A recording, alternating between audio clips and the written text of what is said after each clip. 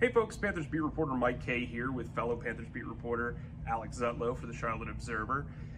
We just got done listening to roughly 25 minutes of Dave Canales and Dan Morgan talking about the upcoming draft process. They're the football guy, D&D, I like to call them. And, you know, they came off really positive. They didn't really give a lot away. They did talk about how they really enjoyed what they did in free agency, building up the draft board, the cohesion between the scouting staff and the coaching staff. Alex, what stood out to you beyond just kind of the platitudes of the draft process? Well, let's talk about a storyline that was going on during free agency.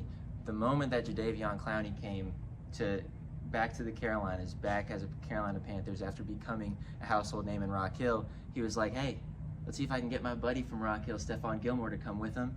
That was asked in the press conference. Dan Morgan did kind of sidestep and say, hey, we'll leave the door open for him, but there were a lot of other compelling things that were talked about, among them Bryce Young. Yeah, Bryce Young, look, we know what happened last year. It was a down year for the entire Panthers offense.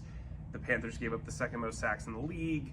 Bryce Young struggled. The team finished last in points per game and in passing yards. It was a disaster. And a lot of pundits, including us, have attributed part of that struggle to Bryce Young's supporting cast. And when asked about beefing up the cast around Bryce Young, Dave Canales stayed on message. He said this all offseason.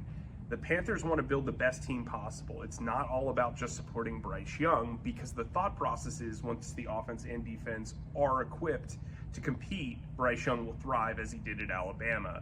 Now, if you want to read all of our draft coverage throughout this week and next week, it's 99 cents just to subscribe for your first month, and you'll get all the coverage of the organized team activities as well in that timeline. Turn to the sports section of charlotteobserver.com.